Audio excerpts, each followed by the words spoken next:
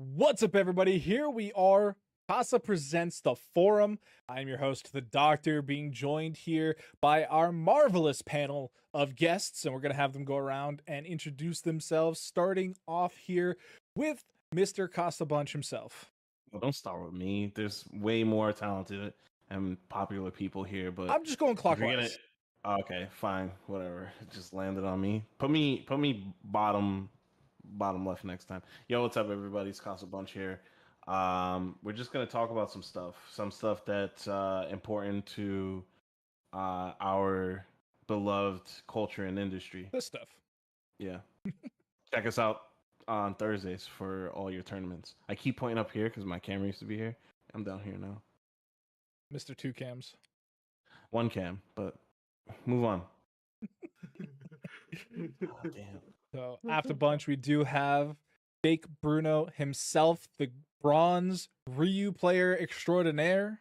Yep, bronze. We won't talk about how much MR I lost because of the 2 a.m. session last night.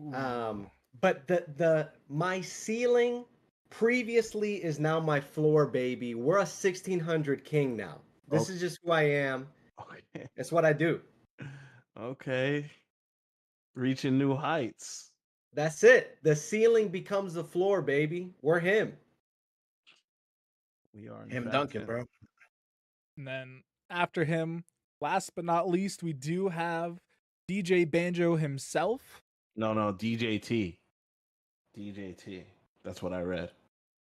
All right, Yeah, Banjo, I keep getting. I have a marketing problem when it comes to the music that needs to be fixed. So Yeah. like, You sure do. I have a very large marketing problem. So yeah. Listen, I know a social media guy that you can talk to. He's not cheap, but he'll help you out. Please don't talk to him. Please don't talk to him right now. Please don't talk to him. Yeah, I'm chilling, bro. You know, we got a lot to talk about, and apparently, one of these topics, I get to leave for just like I get to leave for like 15 minutes because our esteemed guest bunch is supposed to just guest. Are we not guests? I mean, Wait, we're hosts. I'm the guest. Anyway, Bunch is supposed to talk about something for 20 minutes. So amongst all these topics, I'm very excited to see what that is. That was I mean, that's way deep into the conversation for tonight. We got plenty of things to talk about before Bunch gets the solo show. But it was a satirical note. It wasn't really 20 minutes. I believe you. I really do. This isn't a script, Banjo. Like, you could read words that aren't on the page. It's okay. Yeah. I'm sorry. I'm used to doing this. I'm sorry. It's just me. I'm new here. Nah, I mean, there's lots happening in, the esports entertainment world. We've definitely had a couple of tournaments recently that have been kind of popping off. We have tournaments upcoming, both online and offline. But one of them that has made the transition from online to now offline, we're actually going to be seeing the Sajam Slam in person this weekend at TwitchCon. So, I mean, Bruno, like, you really wanted to talk about this. You seem to be super excited. So, tell us a little bit more.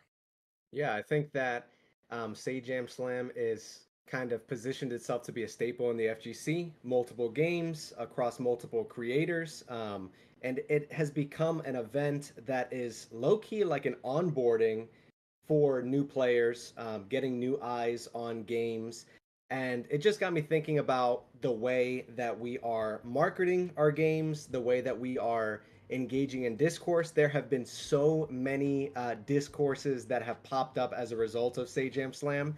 I feel like every other day there's a new clip, a new moment, a new thing that happened on stream that is generating like 10,000 responses to that original tweet. And it's kind of like I don't know, it embodies this idea that we've got about fighting games. One thing that pops out in particular is the JM Crofts. Like, fighting games are not inherently harder to learn versus other games discourse that cropped up. And like I said, what came up for me is the fact that it is a new player experience type of event. The idea is through something as broad as TwitchCon, we are going to get some new eyes on our game, and we are trying to make it as appealing as possible, as approachable as possible, as digestible as possible. And it seems like this is not just something that's prevalent in the fighting game community, but there was some recent reporting on SkillUp's like news of the week video about Bungie and how they're treating Destiny 2. So, I mean, we can get into all that. I can expound on the Destiny 2 comments, but yeah. I just kind of spit out a lot there. Yeah, we can Yeah. definitely talk about Destiny 2 in a minute, because I do want to kind of focus in on the Sajam Slam itself, right? Because we've had 2 of these officially named events. You know, Sajam has for a while now had a beginner tournament in his Discord for Street Fighter and I believe a couple other games. So that's been its own thing. But now we officially have these Sajam Slams where people in the game get together with some people that aren't necessarily FGC knowns and train them up and, you know, get them to a level of somewhat proficiency. And so, like I said, we've had 2 of the named ones, one being Tekken 8, right? It was Tekken 8, not Tekken 7. Mhm. Yeah, it was Tekken 8. Yeah, Tekken 8. And then the second one, obviously, was the Street Fighter 6 one that they had just a couple weeks ago. Well, not. I'm sorry to cut you off, but they did Tekken twice. Oh, okay. And so this is technically the third The one. third one. Okay. Yeah. So, go on. So, I mean, like, this is in itself really what you're talking about, Bruno, where it's this beginner-friendly event because you're being able to see these other content creators come in and get coached by, you know, known players. And it's like, I know for me personally, watching learning content for fighting games is tough. It's very dry. It's very either by the book where they're teaching you frame data, or it's very emotional where they're like, nah, dude, you gotta know when you're plus. And it's like, man, there's a little bit more nuance here. So I think something like this is great. And I mean, I know Bunch, you've, you know, molded with the idea of training people and getting into things, of helping people try and learn fighting games. I know you've helped, you know, Brad and I try and learn fighting games over the years. So I mean, like, what more can this event offer? I mean, that's a very difficult question, but like, I don't mean like only... just in general, but like no, but I'm saying that like it's a really good question because it's just, it has almost everything that you want, right? It has star players as far as like really strong professional players, and then it has all of these well-known in other genres and entity level creators and players coming together, learning something that is supposed to be this difficult task in learning a fighting game. And the speed to which these people are picking up these fighting games is astounding. It's actually beautiful. There's things that like these players that just started playing this game like a couple months ago or a couple of weeks ago are doing things that I can't even do in game. So it's like really cool. Like, so I just want to bring attention to one team specifically, Team Shine. He has a bunch of I don't know if it's 2 players that are playing Ed or it's just at least 1 player. it's definitely Doki. Yeah. Doki? Okay, yeah. And they're going for the decent combo off of the level 2. And I just started fooling around with Ed like 2 weeks ago, like super casually, and that shit is not for free. Like that, there is some for real like practice that has to go into like learning that entire concept. So big ups to like all the creators that are very willing to learn something that's so quote unquote so difficult. But I think you're right in the sense that like the onboarding for fighting games, in my new hypothesis is that like, yo, if you're not emotionally ready to learn a game, you're just never gonna learn that game, like point blank. Because like, yeah, I did it with Runeterra, I did it with Deadlock. I've done it with not really Overwatch. I just played and went. I never really like studied it, but like Runeterra and Deadlock, I fell in love with, and I'm like, yo, I just need to like watch every little like bit of content I can find. Like I'm literally up at like 1 a.m. watching like a Deadlock video, trying to figure out like a new build for a character that I'm thinking of playing. And I haven't felt that way since the early days of trying to learn fighting games. Like figuring out how to plink for the first time in Street Fighter 4 was like mind blowing. So like I know how these kids are feeling learning Tekken and learning Street Fighter, and it's amazing seeing a good amount of them. I don't know how many of them are going to continue playing the game, but a good amount of them seem very interested in keeping on and playing further and getting better. Yeah. So good ups to Sajam for putting this whole thing on. Real quick before the VTubers come for me, it was not Doki on Shine's team, it was Fumi. Fumi. Apologies. Okay. I don't know any of them. They're all VTubers. And sorry VTubing community, you all look alike, and it's just you're just floating figures that's play at fighting Casabunch, guys. Be sure to no at Bunch Casa. Don't beat up the brand account. So we have talked about a lot of the benefits here that have come from the Sajam Slam. I do kind of want to shine light on one of the negatives that I saw actually coming around, and it was in terms of Twitch chat and YouTube chat for those that stream on YouTube. Apparently, there were a whole lot of very, backseaty, toxic style of comments to the point where I've seen multiple people in the Sajam Slam come out and say, man, this would be awesome if I hadn't streamed it. Right? Like they're like, this whole experience has been awesome. Like the training with these players has been amazing. The competing against people has been amazing. Learning this new skill has been super cool. But I'm getting these Twitch chats that are backseating me. They're insulting me, or they're giving me outright false information was something I saw one of them saying as well. And they were like, had I known the correct information, I wouldn't have lost 2 days of prep for this event. All right. I think that's interesting. My take is like, I think that kind of backseating exists in any game. And it's part of the reason why you see it often in like stream titles, like you see no backseating, and it's part of a lot of streamers' rules. So I don't think it's unique, but I do think there is an ethos about the fighting game player that's like, I'm aware as someone that's watching Shine stream, as someone that's watching Automatic stream, I am a member of this community, and you, VTuber, are coming from outside into my space.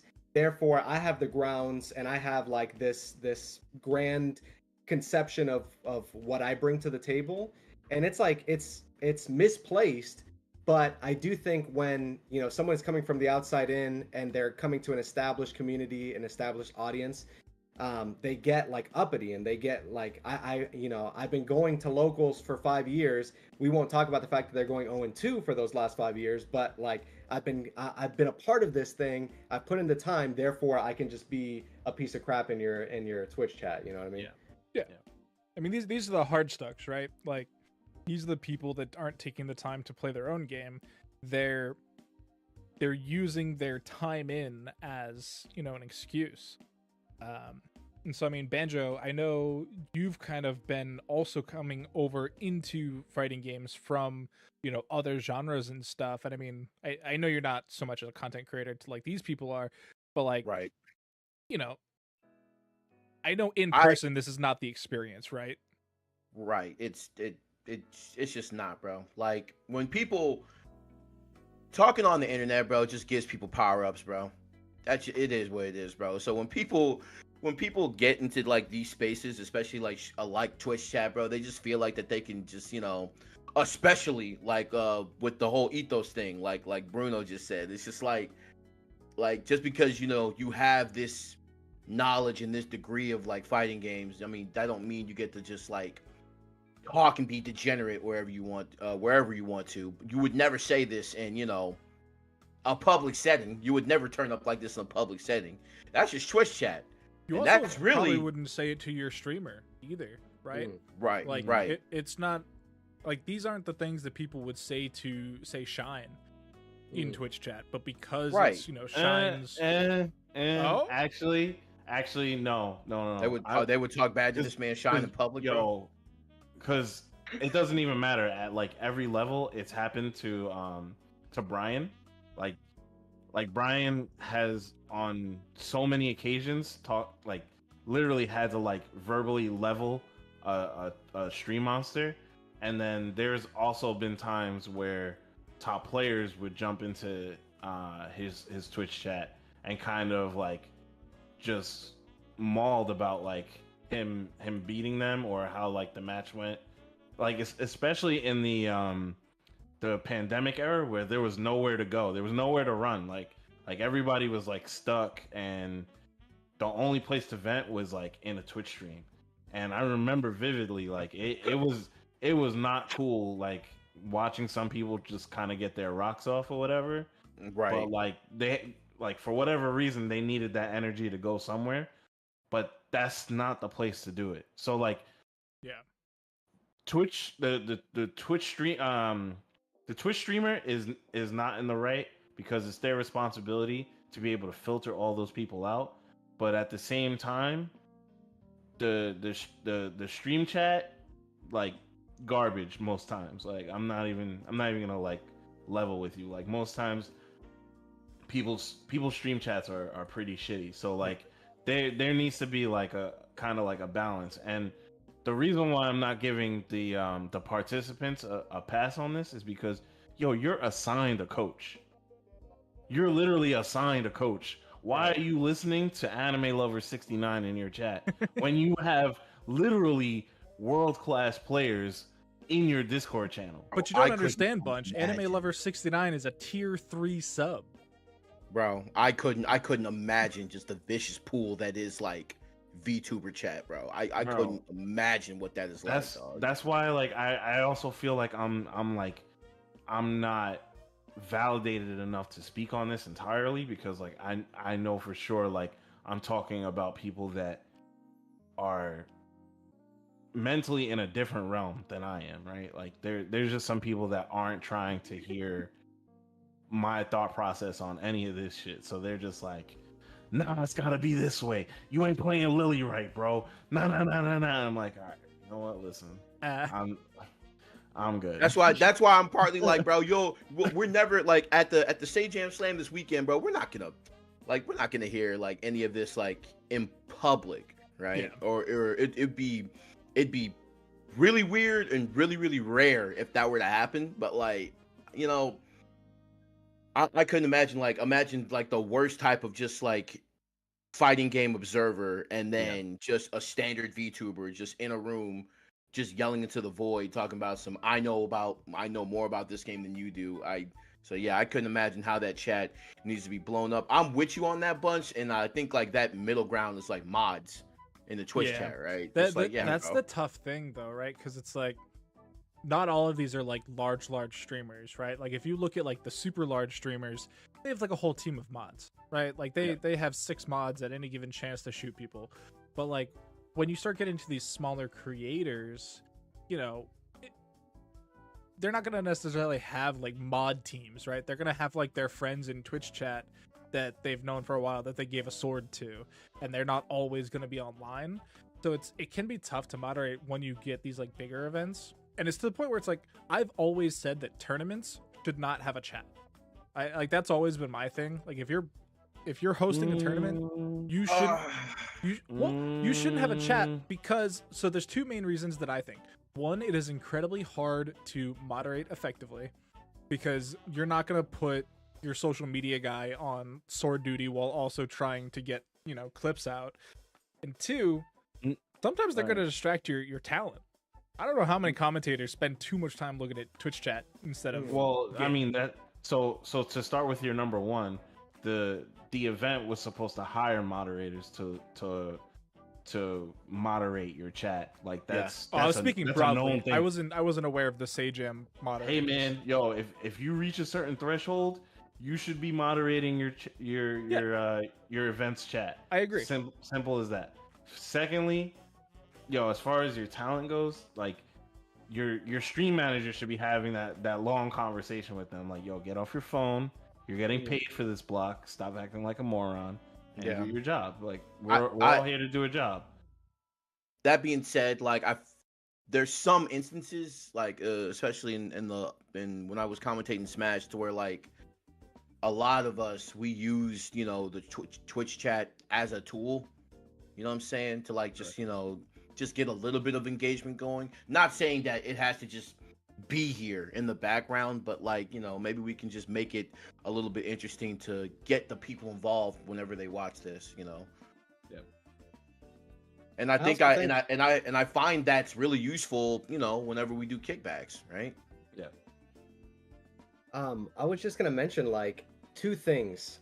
One that's like relevant to this thing that we're talking about, and one that's kind of like at the periphery of it. But I also feel like when someone is in a Twitch chat and backseating and saying anti-air more and like doing all this stuff, I don't think they realize like the win of Sajam Slam from a bird's eye perspective.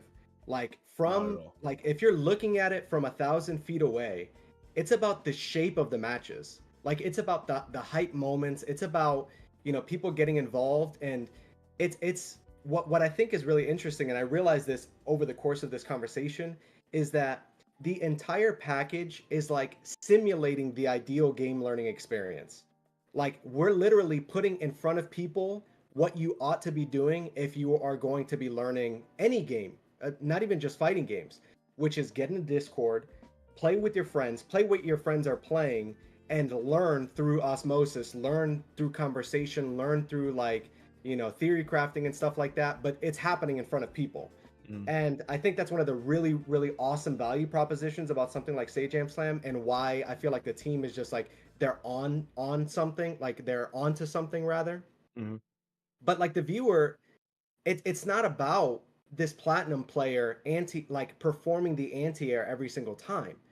It's about, you know, Doki learning, or whoever the ed player was, learning the dream combo, realizing how mechanically dense it is, but to an audience like TwitchCon, who's a fighting game like lifer that's in the TwitchCon audience, that's not there for Sajam Slam. Right. It's like 1% of the people, but they're gonna see, oh, this combo got extended for multiple hits, and it's like the shape, the texture of the match is dope. It's why Rocket League is so like approachable and viewable. It's like the objective is very clear. The objective is clear in fighting games. Get the opponent's life gauge to 0. Yeah. And if you're able to do that via a long combo, then it's attractive, it's hype, it's like people are excited about it. So the Twitch chatter, it's like, yeah, I'm -2, but I'm still gonna mash ODDP, baby. Like that's what this is all about. Yeah, and this can kind of kick into, you know, exactly what you're saying, playing with your friends. This can kind of kick into that other half of the topic that you brought up, comparing, you know, getting into a fighting game to getting into a game like Destiny 2, which is, you know, a decade-old MMORPG style game. And, you know, having gotten into Destiny 2 after, you know, a lot of the changes were made and stuff, can be incredibly difficult to get involved. I will say that it is more in the sense of story to get into. If you just get into Destiny 2 to shoot things and make things blow up, you're not gonna have any issues. It's a first-person shooter. It's things go boom. That's all it is. But because of the way they've chunked up the story and made decisions over the years, it can be difficult to follow the story of Destiny 2. Which is where I kind of... This is where your point for me falls apart, Bruno. Because getting into a fighting game, nobody cares about the story. Anybody that tells you they care about a fighting game story, they don't. The difficult part... Shut up, Ben. Yo, Mortal Kombat story is kind of fire right now. Right. But they're making a movie. You don't need the game. Chaos Reign is kind of fire. We don't need the movie. The reason, look, in a fight, listen, a fighting game story is few and far between. I get it. I understand. But like Mortal Kombat, Reign, they selling these games based off story alone. Yo, every the story's kind of crazy, bro. Like every trailer that's come out so far, I've been locked in, bro. I be at work, I'm like this. I'm like, listen, Cyrax Sector, like, hey, for the competitive community, I feel bad for y'all. I really do, but like, yeah, I was gonna say, I really look forward to the two of you booting up Mortal Kombat 1 and going a few rounds. If I didn't, yo, actually, I already bought that game. I bought that game. I just might. I bought that game. I beat the story in one night, bro. I was invested, bro. I'm telling you. Yo, you gotta pay money for the Chaos Reign story. It's Probably. like $50, bro. Oh hell no! They got me. MK Fire and Ice, baby. The moment that it drops, I am watching that 3-hour walkthrough. Oh, so Yeah, that's gonna be on exactly. YouTube. Yeah, That's where I'll exactly. watch it. Oh yeah. But That's why we bought YouTube Premium. We'll be but right back to now. the point, getting But into fighting games as a new player is difficult. There is not a whole lot of intuitiveness. There is not a whole lot of instruction. And if you are coming in absolutely fresh, if this is your literal first time touching a fighting game, not a single one of them helps you get involved. And you're also missing the very crucial point that Bruno made, your friends. You can have friends that are good teachers, and you can have friends that don't, that aren't. You can have friends that are assholes. I'll say it. Yeah. You can have friends that are straight up assholes and will bury you into the ground. But not only I'm bury one you, of them. not teach you I'm why one you're of them. getting buried. I will do it. Yeah, bunch. It seems like that player was like, you know what, you lost. All right, come on, let's run another one, bro. You'll get it. Run it eventually, back. bro. Like, Yeah, bunch will hit randomize and Run it back. then run you over. Run it. The reason for bringing up Destiny 2 is that there was recent reporting about Bungie going back to the drawing board about how they're going to attract new players. Like, this is something that they're actively thinking about, especially with like the layoffs that are going on in the gaming industry generally and broadly. So this is like something where Sony acquires Bungie for however many $1 billion, and then Sony recognizes like, we've got a great product on our hands, but when it comes to people embracing all of these expansions that we've done over the course of like the last 10 years, there aren't new players that are hopping on anytime we do the final shape or something like that. And I haven't even really played Destiny 2, so I can't speak to the experience firsthand. I'm just kind of basing it off of the reporting. But I think that Sajam Slam and things like it go a long way in saying like, okay, this person, Lily Pichu is having fun playing this game that I'm familiar with. I at least know who the iconic characters are. I know who Ryu and Chun-Li are. They're in Fortnite. So like, let me investigate. Let me dig a little deeper. I wonder if they are privy, like the production team or like Sajam Slam, whatever their infrastructure is, if they're privy to how many units they sell as a result of this event. No, I don't think Sajam Slam will have any knowledge. I wonder if there will be a noticeable increase that Capcom accounts for, and therefore does more events like it, partners with the community more. We did get the Sajam Slam stickers, so that was insane. By the way, I never thought I'd see something like that. And like, that's kind of. Don't you think that that's kind of like the game now, to where like games that have like a that are going to be in the market for a while, or games that are competitive, or games that have just a long plan like Destiny, don't you think like we want more casual players? Like, isn't that kind of the game now for a lot of games, really? Like, don't you think it's like kind of like a lot of companies' game plan to be like, hey, we want to expand the reach of our game, so let's get more casual players in here, so that way they can see. I feel like that's kind of what Sajam Slam, is about, because it's like, hey, I mean, your favorite VTuber can do it, maybe you can do it, maybe you can come and play, right? And I feel like with a game like Destiny, it's like you kind of need you do need enough casual content. You do, but like at the same time, you do need the casual fan base to be like, oh man, I want to go check out Destiny. So, both of you are definitely not wrong in that. Yeah. And I feel like that's kind of like where the market is going for video games anyway. Is like, that's why people think like games like like Dark Souls, like the Soul series and games like that, is like the allure is that the game is so difficult. But like, were y'all there when Battletoads existed, bro? Were y'all there when like the most annoying games like this was a regular thing for us? But it's just like King. Right, but it's just like, a difficult game is niche, but a difficult game doesn't attract that many people as a easier game would. Yeah, I think the industry is in a weird spot right now. I mean, Bungie also not immune to layoffs. They got absolutely hammered with layoffs, actually. to the point where the Destiny 2 community is in not good shape. It's kind of like Project M at this point, you know, those of you that may remember that.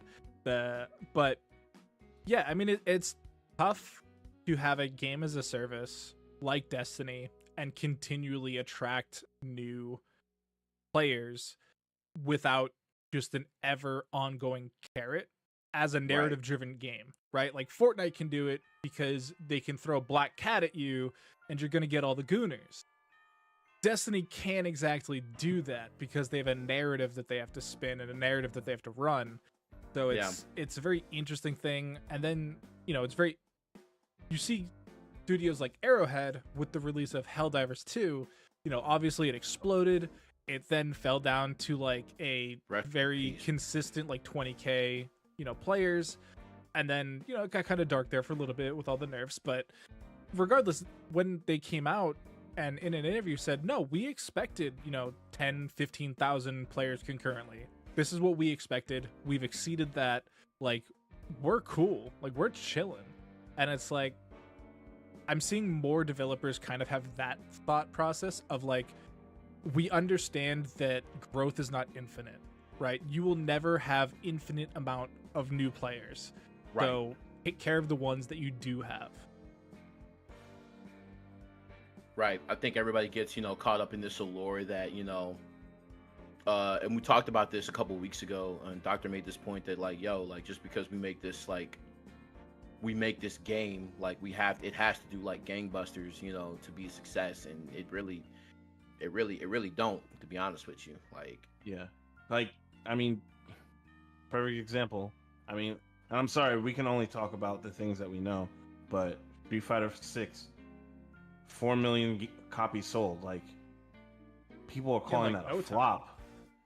People are calling that a flop, which is crazy. Right. You sold 4 million or something. This flop, B. Like, bro, where's the numbers in that, bro? I don't understand, bro. That's so good.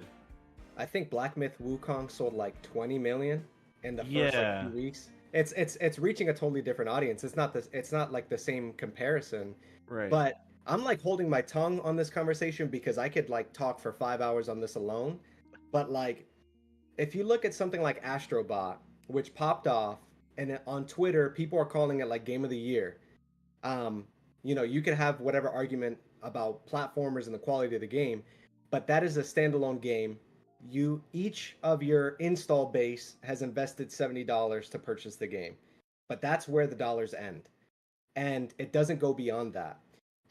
Therefore, something like, you know, Sony greenlit like 12 games as a service titles in production.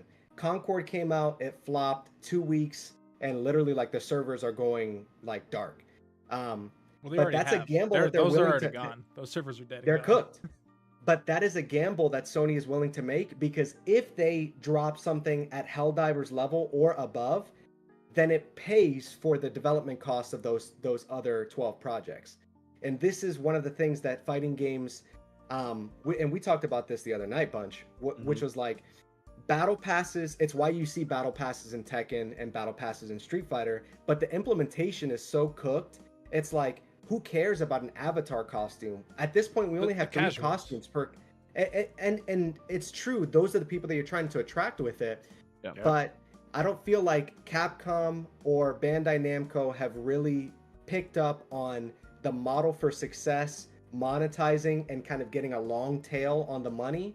But that's something that 2XKO is primed to do, because Riot is the architect of that kind of infrastructure for their games. Bruno, what's ideal for a battle pass, bro? What goes in the ideal battle pass? Let's just say you got a battle pass that goes from very, very light, so from 1 to 10, bro. So what goes in the battle pass, bro? My thing is that like they didn't start off with this in mind. Capcom, and I have no idea, I'm not part of the development team, but they didn't build their game with the battle pass in mind, because if you did, then you would have costume number 3 for each character as battle pass tiers, and then the DLC character as like level 100 or something that's like grinding. The thing with the battle pass is that it's multi-layered. You're paying for something on a bi-monthly schedule. You're paying for, and it's a recurring payment. It's a subscription model, and it causes the player to log in a lot of hours into their game. So through those dual purposes, you are increasing the likelihood that someone is going to purchase a microtransaction or purchase an in-game currency. Like these factors are both at play, and Capcom and Bandai Namco, they've only done like the top layer kind of like surface stuff, which is like avatars and health gauge things. But I feel like they could implement it in a much more enduring, a healthier way that the fighting game community would really embrace. That Ninja Turtle costume was vicious work. And I wish they never. It was like $30 for one. It was $15 per costume, and it was Avatar, not the actual Ninja Turtle. The monetization is definitely rough. I'm gonna get slightly Hollywood on the Ninja Turtle thing, right? So I got to Evo that year on like Wednesday. A friend of mine walks up to me and he's like, "Yo, I kind of saw the like run a show, and it's not looking sweet." And I was like, just give it to me. And he was like, "Look, it's not what we want at all." And I was like, "Bro, come on, like just just rip the fucking Band-Aid off." And he's like, "Look, it's Ninja Turtle skins." And I was like, "Bro, what are you talking about to me right now?" And so everything that we saw, it was like literally, but in that hour or two where I was pissed off, I had to take a step back and understand like what they're going for, right? That Ninja Turtle package is not for me. Yeah. It's not. It wasn't designed for me. It wasn't made for me. I'm not their target audience. If I buy it, it's a plus. I have to keep my thought process in the mind of trying to grasp the attention of the casual. It's again the Sajam Slam effect, where we're introducing this game to a bunch of casual people who have a wider net for fan base and could show them that you could also learn, you could also play this game. And then down the line they're like, "Oh shit, they also have Ninja Turtle skins in the game. Oh shit, there's a whole single player option that I can run around as Raphael beating up Ryu and with a French fry backpack." It's like Fortnite all over again, but Street Fighter. So like, I think that's the part where us as fighting game fanatics and hardcores, we kind of miss that portion where we have to take ourselves out of the equation and say not everything is for you. Yeah. You're getting 4 characters every year. Like, be happy with that. Be happy with the fact that the game is constantly getting updated, or there's a $1 million prize at the end of the year that you could potentially win if you put the work in. So yeah, when I saw that, I definitely had to be like, okay, look, this battle pass shit, when I play other games and I get the battle pass, that shit feels really good. When I'm playing Runeterra and I'm getting all these different things, when I'm playing Fortnite and I'm getting all these different things, and this, that, or the other, because I'm investing time, that feels really good from a casual level. Like if they were to do that for a fighting game player, a hardcore fighting game player, it'd be like, yo, you get Ryu sweep, and everybody would be like, what the hell is Ryu sweep? And only I would be like, oh shit, I got Ryu sweep. I can play Ryu now. But like it doesn't make sense to somebody on a casual level. Yeah. Yeah, it's definitely a hard line to walk, and we'll just have to wait and see how Capcom continues it into year 3 and 4. But I mean, we can also talk about something that definitely is not for everyone. It was last week, I believe it was. We had the announcement for the PS5 Pro. So for those of you who somehow missed it, the PS5 Pro is an upgraded version of the PS5. It is looking to hit higher frame benchmarks with better resolutions. It is $700, and it does not come with a disk drive natively, and it does not come with a vertical stand natively. Those are additional purchases to be made later. And so at a $700 price tag, it is a very slightly upgraded PS5 Okay. that, for the most part, I don't know, like the games that they're showing the differences on in acuity, does it matter? Like, does it matter that your Last of Us 2 remastered final Epic Edition has like slightly extra pixels? It's a hell nah for me, dog. Like, I'm always gonna be with the camp that the console is only gonna be as good as the games it puts out.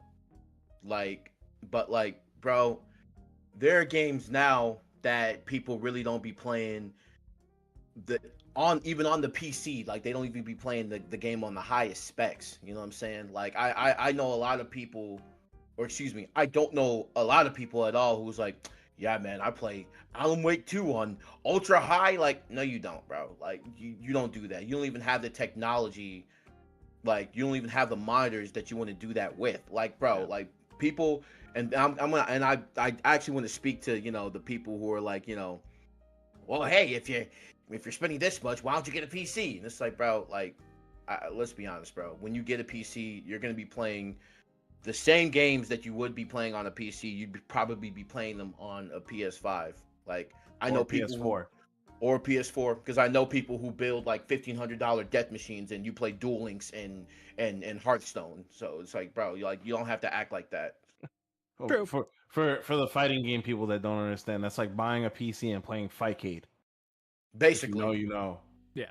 Basically. And I feel like, bro, for $700 for minimal price, bro, you don't have to do it. If you got that kind of bread, I say spend your money how you want to, bro. But like, I felt like this was kind of just unnecessary for Sony. Like, especially like if they're asking the casual consumer to basically pay upwards of $800 for the most minimal like upgrades. Not to mention, this doesn't even include the 4K monitor that you're gonna have to buy, and also it doesn't even include, like, I mean, you can get 4K TVs for pretty cheap, and because like I feel like if you're spending $700 on PS5, you're not super duper worried about the 1ms, 244 hertz.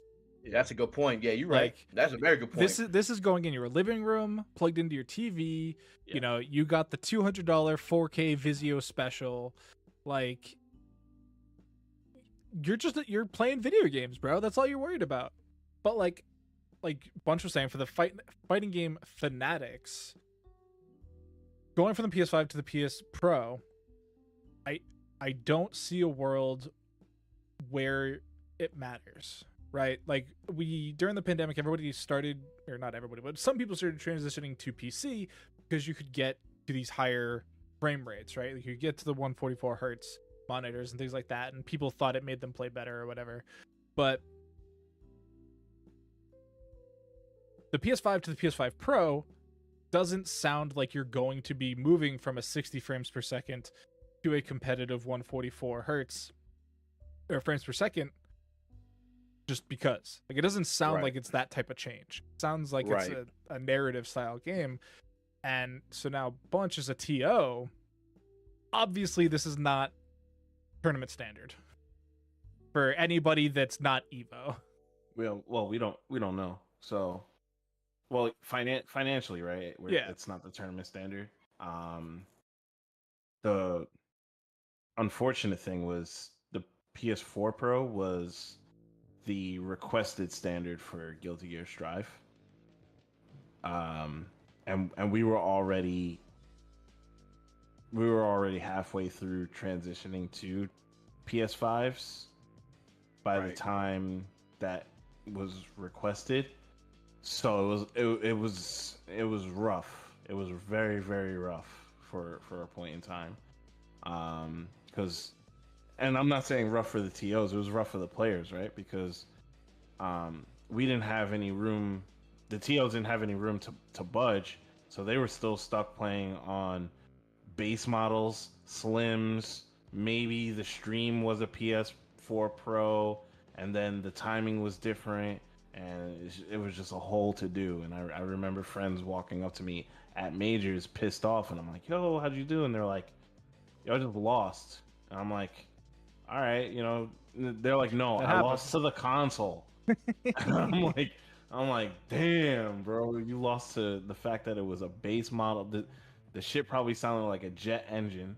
Oh and there was nothing they could have done about it. And you know, I want to feel for them so bad, but at the same time, yeah, the PS5 Pro is not for the hardcore. It's for the enthusiast that wants to make his living room into like the theater type of situation where he can kick up on his super expensive couch, all leather, you know, electric seat with the USB port in it so he can charge his phone while he's playing The Last of Us Part 2 for the 7th time. Bro. I'm him, by the way. Ain't a damn thing to play on that thing, bro. There's nothing wrong with that either, right? Like if you're that guy that we're talking about, more power to you, man. Like I'm glad you're having fun. Yeah, you got it. My biggest issue, and this isn't just Sony. I'm looking at Sony, I'm looking at Microsoft, I'm looking at Nintendo, I'm looking at all the big players, I'm looking at the third party devs and everything when I say this. You people need to get back to the basics. You need to stop forcing us to buy the same thing over and over and over and over and over and over and over again.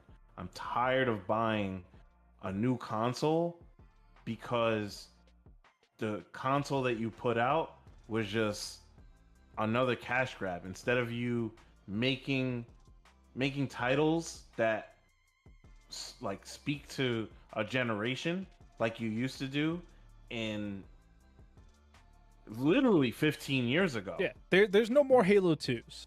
There's no Halo. I haven't seen a Halo 2 in what feels like 20 years now. And that's sad to say. Like I think the last quote unquote Halo 2 was probably Fortnite. And I mean, it did have Master You could play Chief, that on an iPad.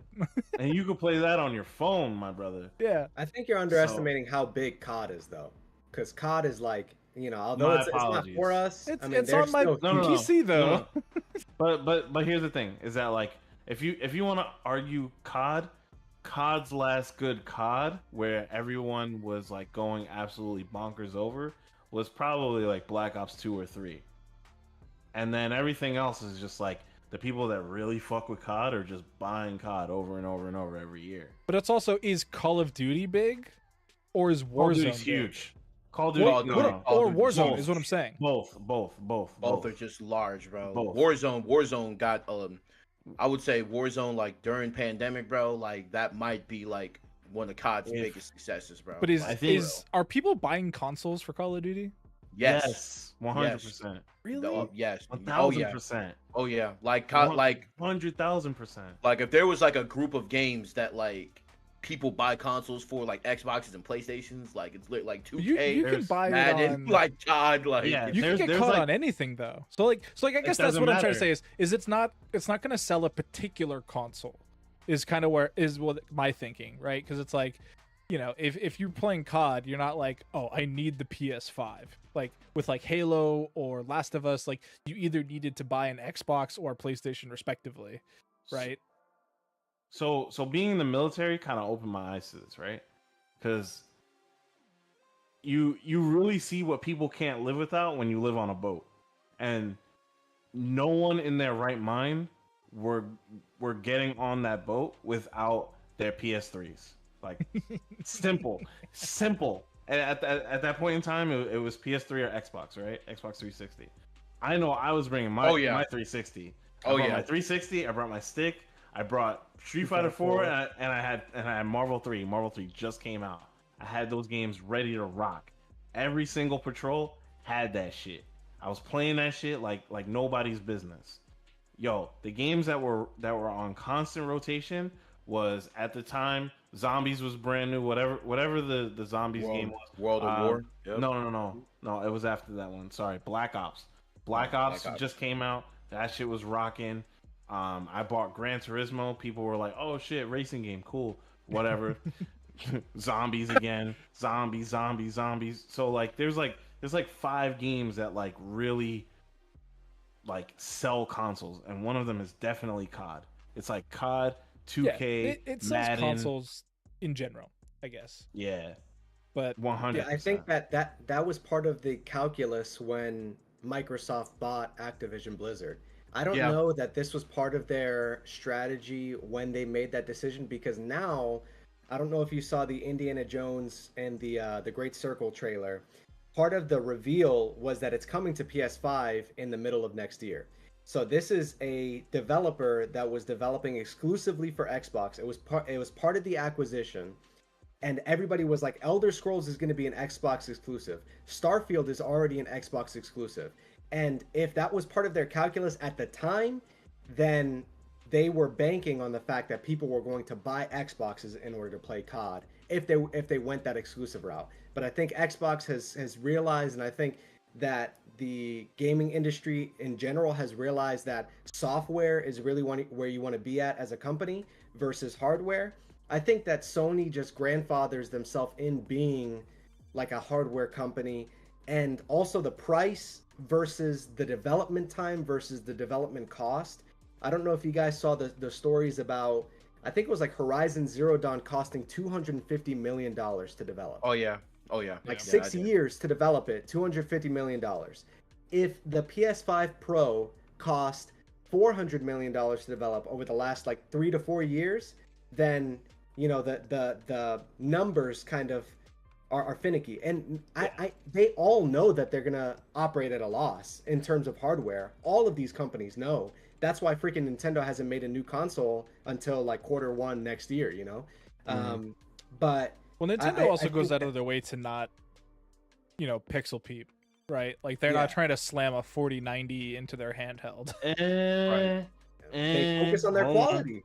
Nah, Nintendo. They just did that OLED shit. That's just a screen. That's just a screen. That's just a screen. Like, that's not. No. But you're not hearing me. They did that OLED shit to sell consoles again. They're putting out the same thing. They're giving you the same. Yo, it's PS5 to PS5 Pro. It's Switch to OLED Switch. Like you're. Yeah, bro. All right. Yes, cool. they're You want re-releasing to it, sell but they're another not. console.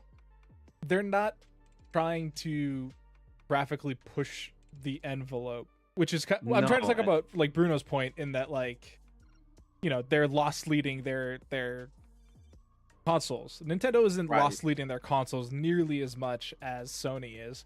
And I mean, even Microsoft's taking a step back and focusing more on compatibility by, driving Game Pass and eating up these developers and things like that to try and be able to make everything as smooth as possible. Bro, you are having crazy recency bias because the DS was remade and resold like 5 times. Hey, them boys was cooking with that. And you were playing Pokemon on it in 8-bit. It was the DS. It was the DS. It was the DS Lite. I think you and I are misunderstanding each other, Bunch. I'm not saying that. Hold on. It was the DSi. It was the 3DS, and then it was the 2D. The 2DS was sick. I had one of those. No, it was not. I love that thing, bro. Listen, I don't think Nintendo's gonna operate at a loss. Like, these boys sold cardboard to people. That too. Shit, I forgot about that. That's real shit. And it's like the third highest selling console of all time, the Switch. These boys, Nintendo. They made their money back. It's not a high-powered console. Right. These boys, Nintendo, are too powerful, and it's not a high-powered console because it's like it's almost as if it doesn't have to be. But no. It didn't have to be, right? Like there was a time where they could just sell Wii's like it was hotcake. But that was also a time where the PC wasn't popular. Like having a PC was not like the main thing to have when it came to video game entertainment. That is true. Actually, like yeah. these guys are not adapting to the times, and it's showing every single time. I still think that the Switch 2 is going to be the best selling console ever. It can be whatever, but like they're showing literally that they're trying to play catch up. Like whatever they put out with the Switch 2, they're just doing this like pretending to play catch up, or like trying to appeal to this market, and they have to get back to what made them amazing in the first place, which was amazing games, quality products that always like wowed you and it made you want to play these games forever. Like I want to play Ocarina of Time right now. Like I mean, literally I want to turn that game on right now and play it. I think you can just on a Switch for like $30. You don't think Nintendo is doing that? In the year of I would argue to say that Nintendo is honestly leading the way. The Switch 2 is going to release at 1920 by 800 resolution. Wait. Leading the way in what? I would say, as far as console games, I would say that like Nintendo is like kind of leading the way, because they were kind of the first ones to really implement the whole, oh hey, do you want a game without being at your house? You know, like they implemented that with the Game Boy years ago, and leading up to now, it's a different market. It's full on a different market, I think, Banjo. But they cornered that market decades ago, generations ago, and every time somebody has stepped up to that plate, they have gotten smoked every single time. That's their bread and butter. We're not talking about what they do well in the sense of hardware. They haven't changed hardware in forever, but they also haven't given us, what's the last Legend of Zelda game that you're like, that was amazing? The last Legend of Zelda game. Yeah, I was gonna say people are bananas over Tears of the Kingdom. Yeah, Tears of the Kingdom, bro, was literally Minecraft, bro. It was literally we are gone from the days of the 2007 gaming year and the 2004 gaming year and 1999 and 1997, bro.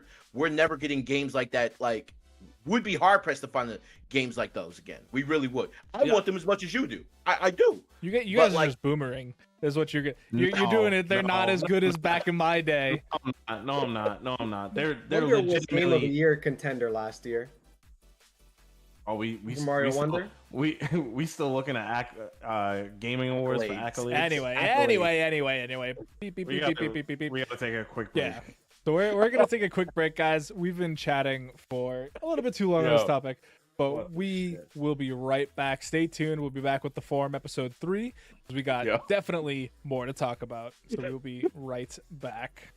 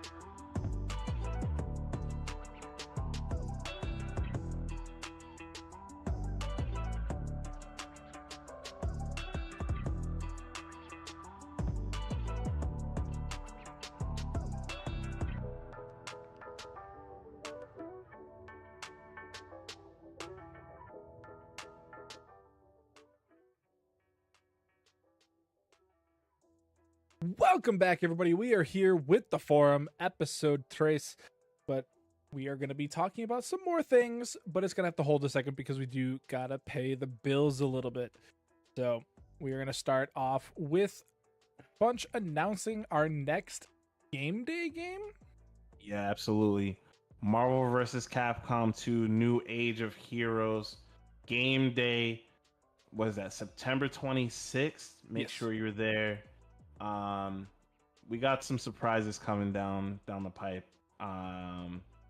Probably sooner than later we'll be announcing, but just want to iron a few things out, make sure everybody's good to go. But yeah, make sure you guys come check us out. If you're into Marvel 2, make sure you come show us your infinites you've been working on.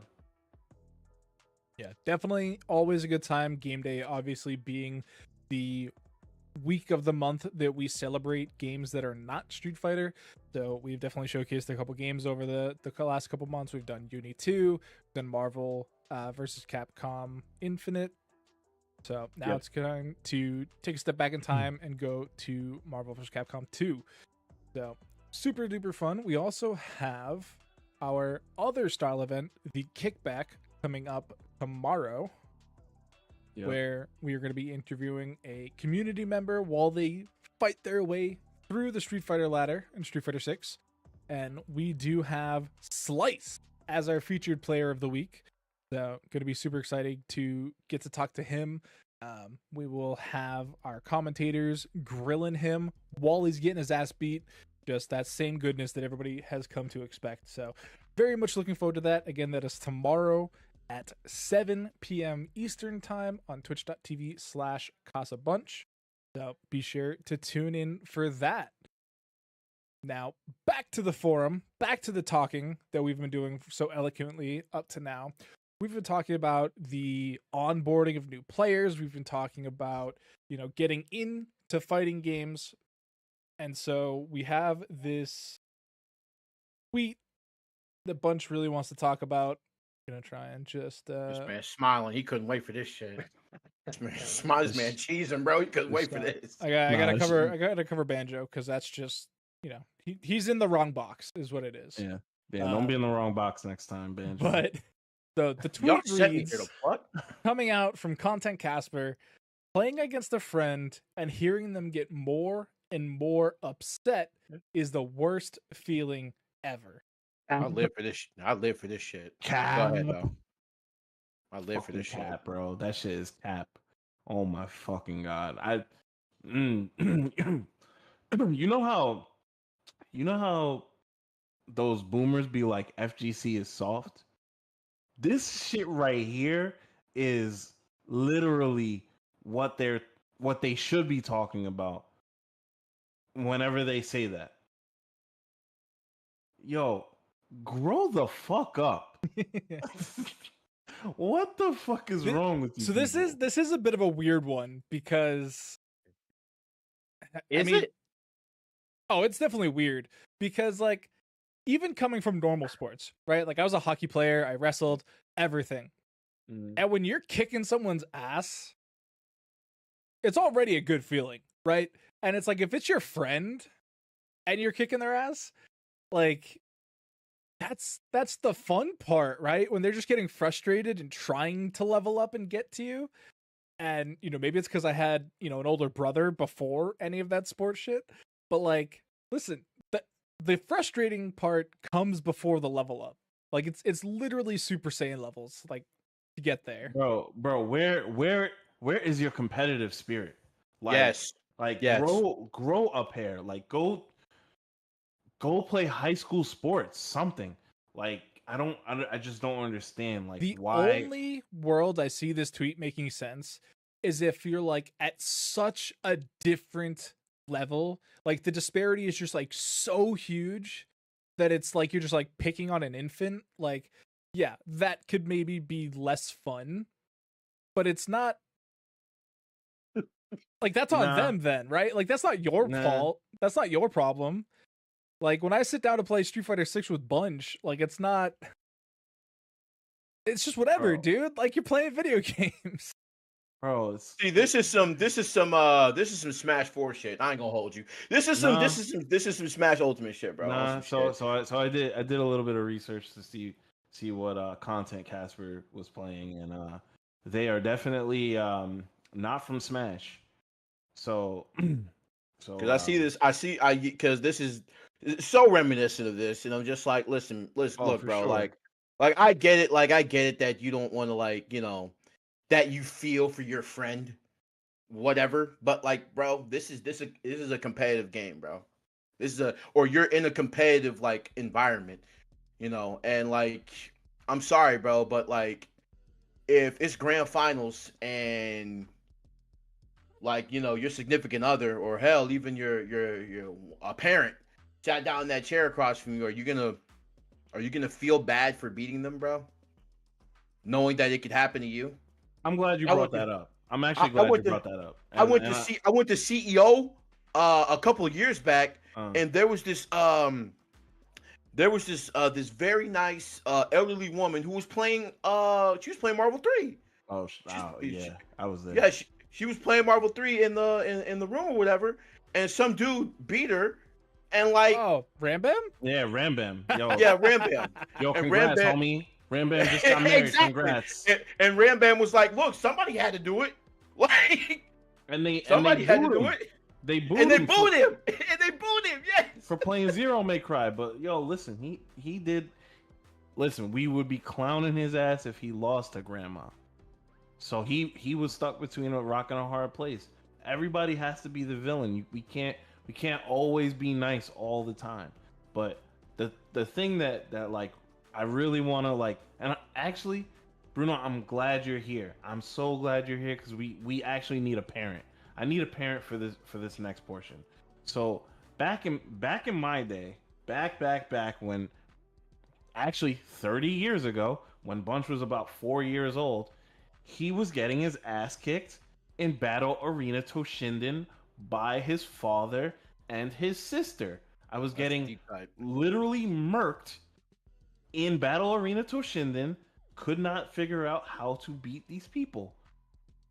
It was so bad, I started crying. I was weeping. I was like, yo, I cannot beat these fools. I don't understand it. This is just so demoralizing.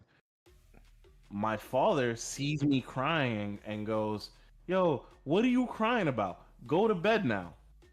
Take your ass to bed. Hey, that's the hood classic. That's the hood classic, bro. So I say all of this to say, Fake Bruno, you popped in the brand new fighting game and your 4-year-old son is eager to play. First question, you beating his ass or not? I have to win. I'm not going to win for many years. I'm not going to win for a long time. There's going to be a time where he's just better at me. So I've got to take every moment in stride. Thank you. Second question, when he starts crying, what we doing? The thing is that, first of all, you just got to get better. You're cooked. Every single this is a universal fighting game experience.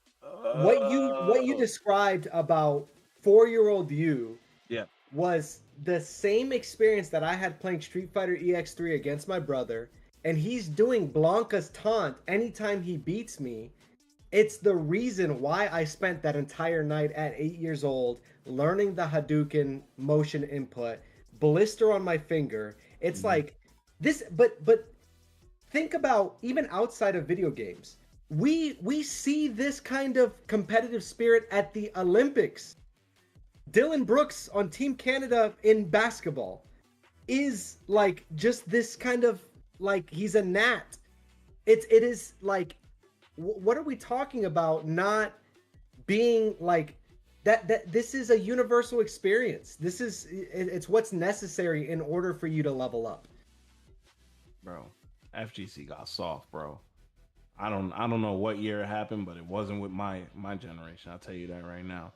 Literally, I was in the trenches getting annihilated by some of the best players in New York City, and I had to do that shit, hold that shit, get back into line, And then when I got back up there, got annihilated again, bro. Like I just I don't understand like I why. remember Cuddlecore shared this story with me about how she got good at Tekken, and she literally said it was because I was playing my dad, and my dad would constantly beat me at this game, no help. So I had to go and figure it out over and over again. And it's just like, if my dad wasn't showing mercy to me in this game, it is what it is, bro. And it's just like, bro, like it's just a different, it's a different like FGC now. And we talk about this so much on the kickback, bro. Like it's just a way different. It's a way different time in the FGC now, to where like, you know, you can't talk shit to anybody. There's no like any type of like fun camaraderie to anybody for anyone in some spaces. Not every space, but it's just like, you know, you get tweets like this, which So, you know it. I No, will say, go ahead. I definitely had different growing up. My dad wasn't a gamer. He would just chill and vibe with his Metal Gear Solid and just, you know, get drunk and play video games. But In a class. my brother was also like, so we grew up in the stage of like transitioning to, you know, the PlayStation consoles and the Xbox consoles, and like, you know, picking up a controller for the first time. So, you know, I picked up the controller before he did, so he was cooked. So he was never going to beat me. So it was very different not getting my ass kicked in video games growing up. But I mean, in terms of like tweets like this is just it's a personal preference for sure. And I know that some people manifest their competitive spirit differently, right? There's the people that have to be the best. And that is a lot of what you see in the fighting game community, because it is very directly 1v1. You know, if I lost, it's because I'm ass. Like, I have to get better. I have to look deep within myself and train and get better and, you know, pull the Ryu and live under the waterfall type thing. But it's different when you're not like ingrained in like the head-to-head hyper competitive, not even hyper competitive, but like just competitive in general, right? Like if you're playing video games for fun and you're playing fighting games for fun and you just so happen to be good to decent to sometimes like really good, like if you're just a naturally gifted player that kind of got good by accident, I can see a world where you're like, man, why aren't my friends good enough? Why do they just keep losing to me? And it's not because you're just like a competitive person. It's just like, man, why are they so much worse? Like, this makes me feel bad. Like, I can see a world where that happens. I've been on every side of what you were saying, and I do get that, where like the skill gap is way too crazy for the people that are hanging out. I've been the bottom of that. I've been the middle. I've been that guy that's just been like, yo, y'all getting gapped right now. I've had somebody say to me, yo, finally there's a Balrog player here that I can actually learn the matchup from. Oh, and damn. I had to eat that from one of my mentors. Damn. Yeah, that. Yo, 2011 was a different year. It was a different time. You know, everybody's clowning me because I be back in my day in it, but like it was real. Oh yeah, 100%. You know what I'm saying? So say what you want to say, but yo, all of this shit where like we can't get hype in the crowd, we can't say. Oh, you know, God. We can't scream too loud because people are gonna get all offended at that shit, when like it could have been way worse. It could have been way worse. Way back in the day, it was way worse. You don't even need to say way back in the day for that. Like, I've been to events with Kaba. I've been to events with like the cool kid's wife. I'm not talking about volume. I'm talking about people literally using slurs that you are not allowed to use. Straight slurs. Straight up F-bombs, N-bombs, R's, everything. Like, people were really laying into people verbally because it was a way it was That's just the way it was. it was Like, no, it was, no. It was a war tactic because if I can get into his head from the crowd, that gives my friend a better chance of beating his ass.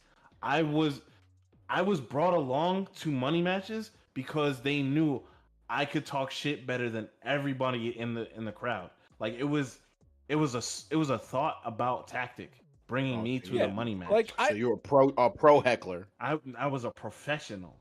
So I was yeah, a and that's all professional. well and good. You can still do that. Yeah, no. I'm him. I adapted to the times, but there were some people that like if I actually tried to pull that shit off, I don't think I would really be able to do that. Nah, he's talking about this is a this man different was world.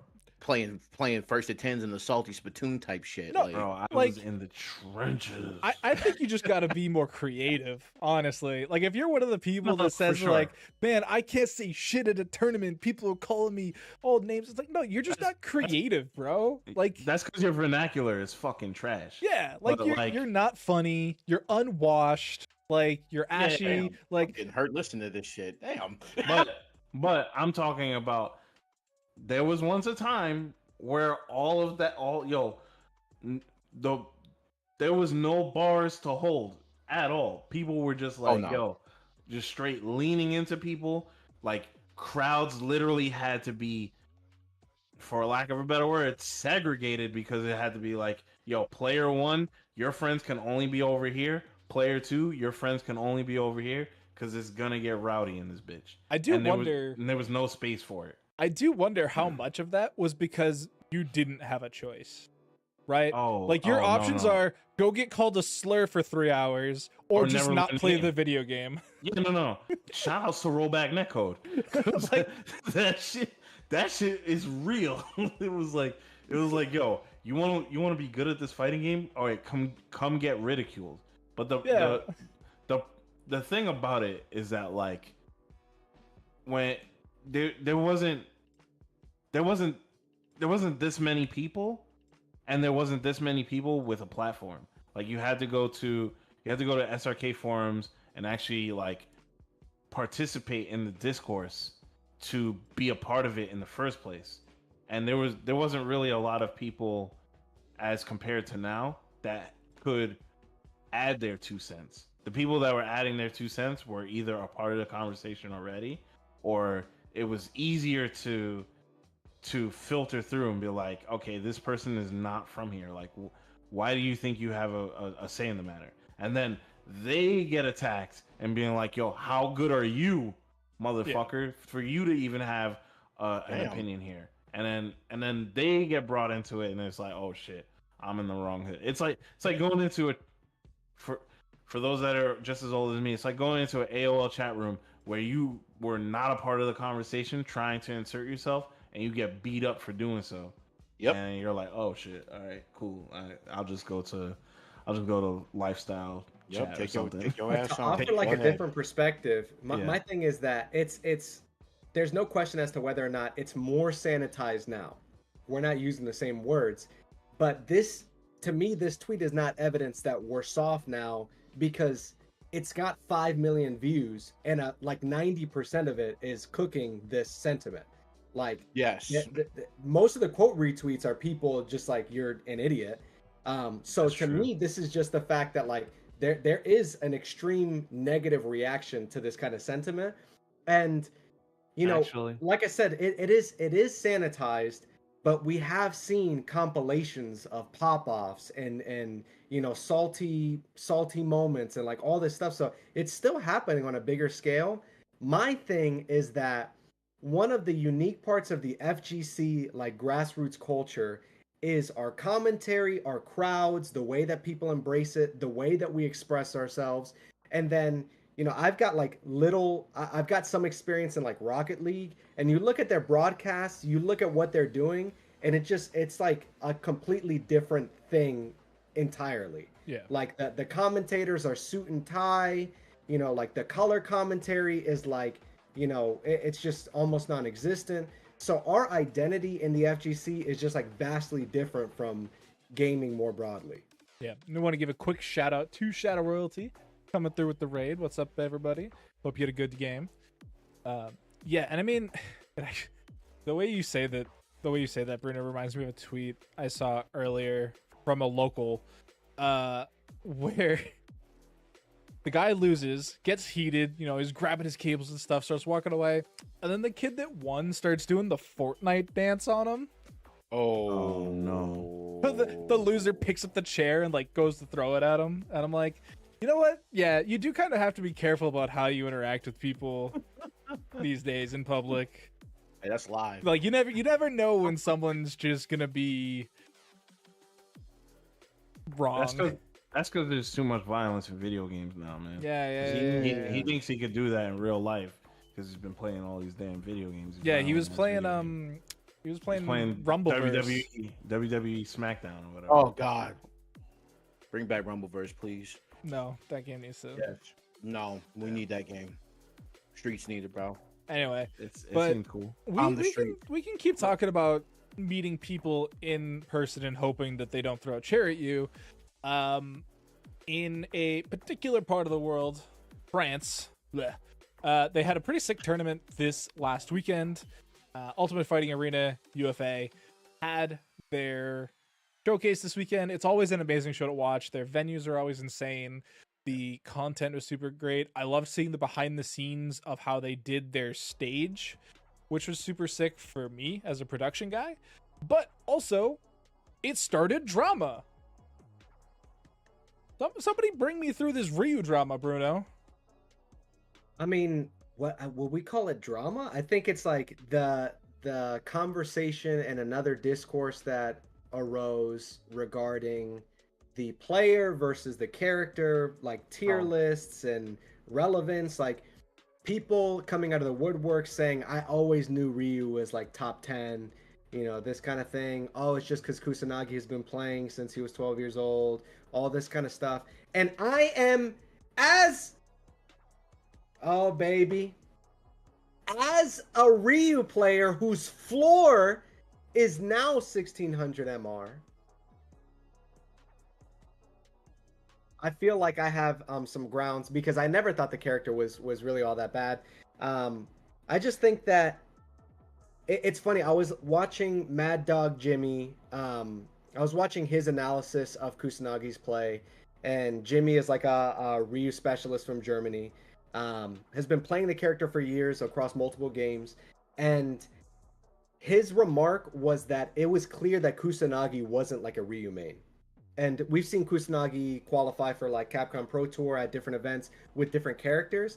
And I tend to agree because there were some setups and some things that happened that as a Ryu main, you're like, oh, you could have gotten Light Hashogeki on Oki or this or that. And I tend to think that Kusanagi is a great player with an above average understanding of Ryu. And he was playing out of his mind. Yes. I concur a little bit. I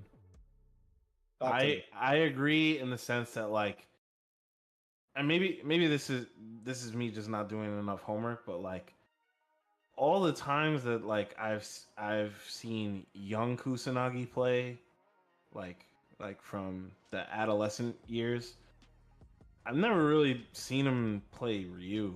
So like, like it's sure, like maybe because I'm not from the region, I'm not well versed in it, and that's fine. Feel free to tell me otherwise. But yeah, like last year he was playing Luke the whole time, and then suddenly he's like, you know what, Luke's not as good as he once was. Let me go back to my roots and play Ryu. And it's like, all right, cool, man. Like, dope. I'm glad somebody did it because they're showing the strength of the character, the possibilities. And it was sloppy. It was super sloppy. Like Xiaohai was dive kicking for free for what felt like 10 straight games. where like there was no contention. There was no like adaptation to be like, all right, well, if I'm missing the DPs, let me try air to air. He finally got around to doing perfect parries, which is really nice. But then he started missing those because Xiaohai was changing up the timings on when he was doing dive kicks, to straight up at one point just doing empty jump throw, and then it kind of all snapped and it started working in his favor. He plays really well off of the crowd energy, which, you know, if that's a power up to you, then God bless, it's awesome. But that run in top 8 was literally like get it out the mud type of feel. Even if he was in winner side, like the first game that he played against Zangief Bolado, just man, he was down 2-1, brought it all the way back to win 3-2. That was incredible. And then and then the grand situation when he was playing against Xiaohai, it was just like, if I went back in time, I would bet on Xiaohai 1,000 times. Like there's no way that I would have called Kusanagi winning it. The way that like Xiaohai just rose from the dead against Valmaster, being down 2 games in 1 round, and then completely flipped the script and won 3-2, and then went into grand finals with all that momentum, and was literally showing people like, yo, I have this kid figured out. It's done. He's whiffing in my face. I am a KOF champion. You don't do that. And I just won EWC. You do not do that to me. Right. And I don't know. Somewhere along the lines, I don't even want to say that like Xiaohai got rattled. I don't think Xiaohai really does that. I just really think it was just some like really good calls for 3 games worth of wins, and even so much so, like that last round where he got 5 throws off, and then Xiaohai magically found the up forward button, and then got DP'd on wake up, and then got EXDP'd right after. Yeah, It was like, yo, what if Xiaohai blocked, bro? Like, but like at the same time, it's like it doesn't matter. He didn't. Yeah, so. And it's, you know, sometimes things just break your way, and that's what happened for Kusanagi. Like, there's definitely a lot of skill and practice and knowledge that goes into it, but I mean, there's still luck at the end of the day, you know. But yeah, I mean, and I know that some of you probably saw the Kite tweeting that clip about Xiaohai, you know, beating that fireball with the level 3, and then everyone calling him dumb that it was a buffer. This kid literally slows it down frame by frame to show the double 214 to get the super off. But, and it's funny because Kusanagi actually quoted it and was like, yeah, I thought he was baiting me, and then he just did it. Well, he was baiting. Did you throw a fireball? I mean, But that's the thing, is that he was baiting him, and then he stopped so that he would feel comfortable, and then he was like, "Yeah, I'm Xiaohai, bro. I'm him." But like, that's the thing, is that if people actually did their homework, Xiaohai's been doing this since Street Fighter 4, and even before that. So like, there was already conversations that Xiaohai was watching people's meter, because he did this to Daigo. Daigo was playing neutral with Ryu, and he kind of had the tendency of throwing EX Fireball at that spacing. So instead of watching Ryu, Xiaohai drops his eyes to the meter, and once the meter lowers, he then ultras through the fireball. He's not asking any questions. Crazy. So yeah, so he's doing things that a ton of players do, where they're watching resources and not so much what the character is doing. He knows that the guy is frazzled and he doesn't want to go anywhere. Momochi does the same thing. When he confirms with the stun bar, if there's a stun bar in the game. If there's something that he can utilize as a tell, he'll use it. So that's gonna circle all the way back to the conversation at the beginning of the night, where it's like, man, like, how do you onboard new players? Because as a new player, you're watching the character, man. You're like trying to Right. see this guy punch you in the face, not pay attention to the meter to see if he's throwing, Yeah. an You, OD you fireball. damn sure don't onboard them with that. Well, Like, yeah. but I mean, that's just like a hint of, like to level up. Right. That's the level of detail that these guys are looking for, right? Like it's the people that punish Shoto's reeling their arms back instead of punishing the fireball once it's out. Once it's out, it's too late. You're looking for the arms drawing back and turning blue. Yeah. But the lifers are the ones that like catch on to that kind of stuff and disseminate that information. And that's true for Valorant, that's true for Rainbow Six Siege, that's true for all of the high level games. And it's what I mentioned earlier about learning from osmosis, because in that Mad Dog Jimmy breakdown, he just made one remark that I had never considered. I think you can confirm crouching jab into ODDP to beat out OD amnesia if you've got the projectiles on you, if you're playing Ryu. And that's like a situation that I've seen a number of times. It's not super prevalent. You're not always playing JP, especially in season 2, but he just made that remark, and I was like, oh snap, I have an answer, and I can add that, I can put that building block atop of the foundation that I've established over years of playing fighting games. But it's certainly not the thing that you onboard someone with, but it's building blocks upon which you build your foundation. One of the things that did Xiaohai play Ken at all? Did Xiaohai play Ken? Not in that set. I believe he played Ken somewhere throughout the top 8 though, yeah. It's probably 5-5. I've played that matchup a lot. Ken has a lot of tools. Cammy is obviously like a great character, and he was playing Cammy almost the entire tournament. Yeah. But I like, you've got probably more than 1,000 hours on Ken alone if you're Xiaohai. Well, I mean, if you're Xiaohai, you have 3 titles worth of experience on Cammy. So if you want to play that, Did he game. win EWC using Cammy? No, he used Bison and Ken. So but he didn't experiment at all. He reset the bracket and he didn't experiment. He stayed Cammy the whole time, which, I mean, nobody's gonna fault you for playing Cammy. Cammy's like top 5 for sure. But I thought that was a huge just, it was a question mark for me. It's not, I mean, Xiaohai knows more than me, but it was a question mark. Yeah. Also to add to that is, like, I think he was doing too well, which sounds crazy. I think he was doing too well with Cammy to even make that determination, right? Like honestly, without, like, if you just adjust a few things where Kusanagi makes some really good reads and challenges in really interesting places, if you change those, Xiaohai's winning that tournament.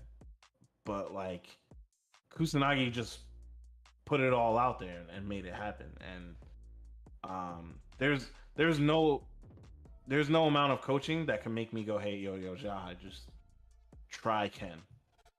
Yeah. Yeah. Like, it's going so well. You just smoked this kid for a whole set, and I'm gonna walk up to you and be like, yo, Xiaohai, like, try Ken, bro. Or, I don't want to try dominate Bison here. But the tweet about throw loops and the OD dive kick, Xiaohai forced that same scenario on Kusanagi in the left corner like 2 rounds prior. So it like, the whole conversation, the thing that sucks is, like, I've been playing fighting games. I played Melee in 2015 and played that up until today. Okay, I start Street Fighter V at the end of its life cycle, probably like 18 months before Street Fighter 6 comes out. Street Fighter 6 comes out, and I'm performing at a higher level. 1600 is not that good. I know, it's a bit, dude. But it's the game that I put the most amount of hours in, and I'm like seeing a result. But it's the game that the conversation about the game is that it's a freaking guessing game 90% of the time. Yeah. And that's frustrating personally because I'm like, am I trash and I'm just good at guessing and gambling? Or is this a game who prioritizes guessing, yes, but also has really, really deep mechanics to master and pick up? And it's something that I tweeted out recently. Ryu is the most milquetoast character in the roster. The most Yes. basic. He always He is. always has been. Like that is Right. his And that's okay. goal. That is his function, is to be a white dude. That's just It's chilling. like playing neutral and throwing fireballs and forcing jumps and anti-airing. But the fact that he has Hashogeki and what that affords you on offense is such a deep layer. Like you could talk hours about what that earns in terms of depth of gameplay. Light Hashogeki and the Denjin charge. And to me, it's just evidence of the fact that Street Fighter 6 is a freaking deep game, and it can be a guessing game in the corner sometimes, but you have like 9 different options to neutralize throw loops. You'll get punished if you guess wrong, but it's not for a lack of options. And it's so my question, and it's a rhetorical question because we only have so much time in our lifetimes. But like, is the game better than throw loops? Maybe. But is there any point in talking about it until it happens? If it happens, I mean, if we're looking at like historicals, right? Like 5 lost them.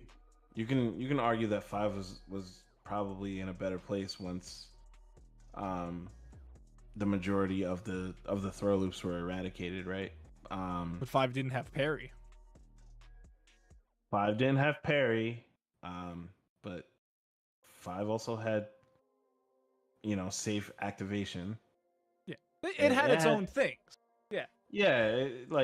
There's shitty parts of every Street Fighter. Like we're not debating that, but I don't know if I like throw loops. I'll say it. I'll say it. I will say they're not engaging to watch. For you, because again, to the whole casual competitive conversation, I know what that guy is going through right now, trying to get out of that. I know, Right. what his options are. I know that if Xiaohai backdashed one time, this conversation is different already. Yeah. I know that if Xiaohai DP'd, this conversation is different already. So like, or if somebody with such masterful execution like himself found the throw tech, this conversation is different. But it's not. Like he got thrown 5 times and then he did the most like crazy shit ever and forward jumped, which was like, again, it's a read. It's all a read at the end of the day. So you can sit here and say that you don't like guessing, but do you really want to play a game full of option selects? Do you really want Street Fighter 4 back, where you're covering 3 options with something as safe as a jab? Or like the old Gear games where you can DPRC.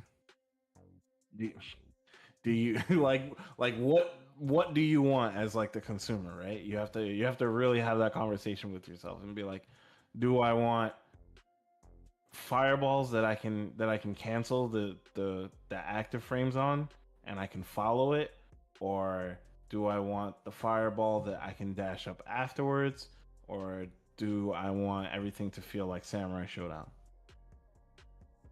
And another part of it too is like the verbiage that we use, RPS suggests that it's a clean 33% for any option. Right. If he were to ODDP in the corner, he still has to guess right on his Oki aggressing against Kusanagi. He has to force his options and present clean offensive pressure, which is the reason why Kusanagi won. He was putting clean pressure on their block, basing really well, throwing out fireballs at ranges that Ryu doesn't typically throw out fireballs, and putting a lot of fear into his opponent's head by presenting options that they otherwise don't see all the time, which is why the ODDP won him the whole tournament. But RPS is a misnomer. I know that people get that intuitively, but it fails to recognize the amount of processing power that you have to afford each decision that you make in fighting games. Yeah, and I mean, it's always going to be a guess, whether it's, all the different reasons that, we were talking about. And I mean, at the end of the day, what happened. They're playing on a patch. That's the patch of the weekend. You got to play what's given to you. And maybe next tournament's a different patch. You never know.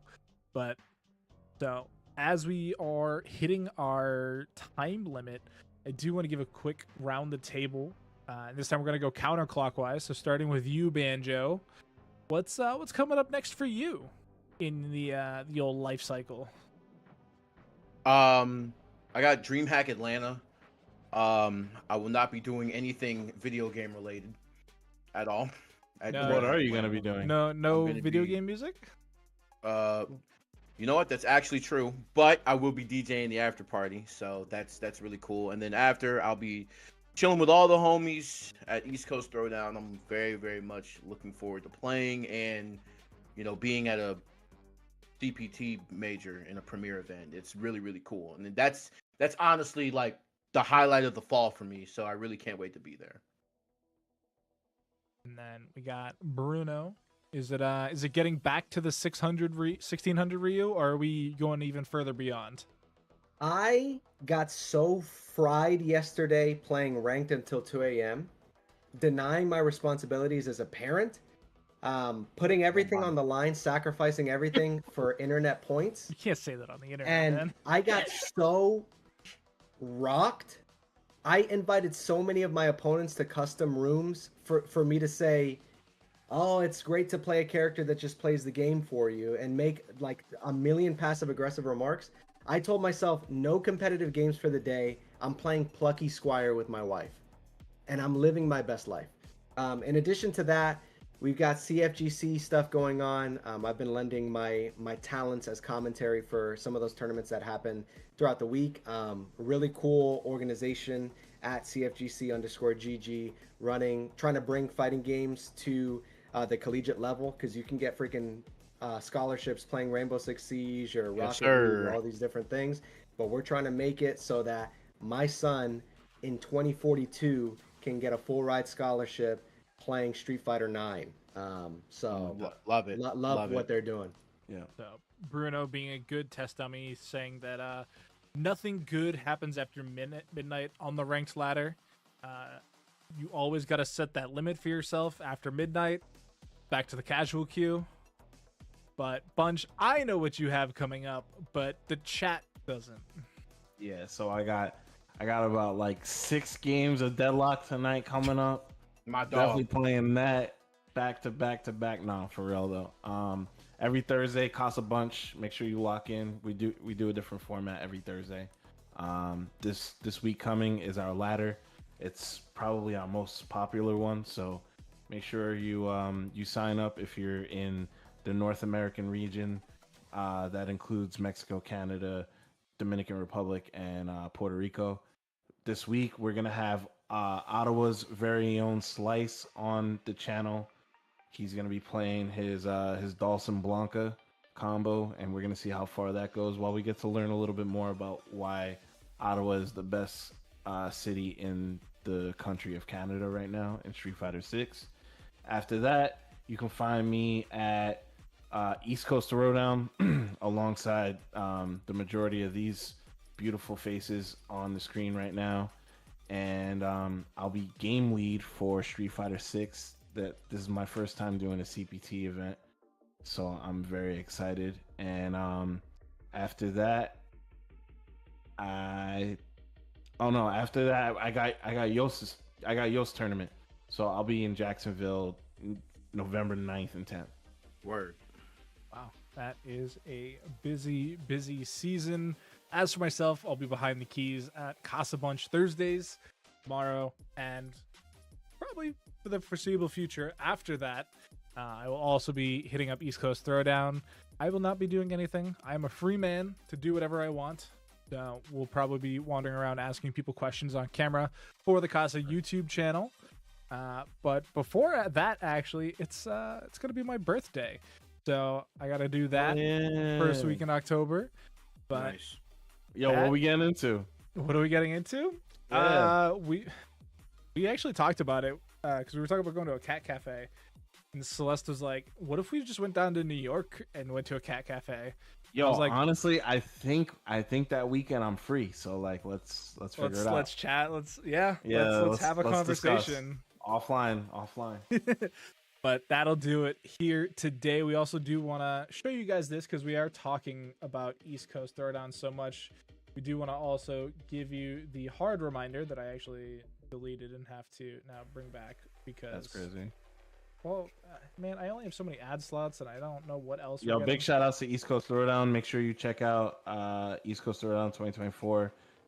It's only late registration at this point. If you did not sign up, make sure you sign up, and you are so fucked right now. But I would rather you be fucked now than totally fucked and not be able to sign up. So make sure you're in there. 100 Columbus Boulevard, Hartford, Connecticut. Yeah. I will say that not everybody on Casa bought their entrance timely, Bradley. So you are in good company there paying that late registration fee.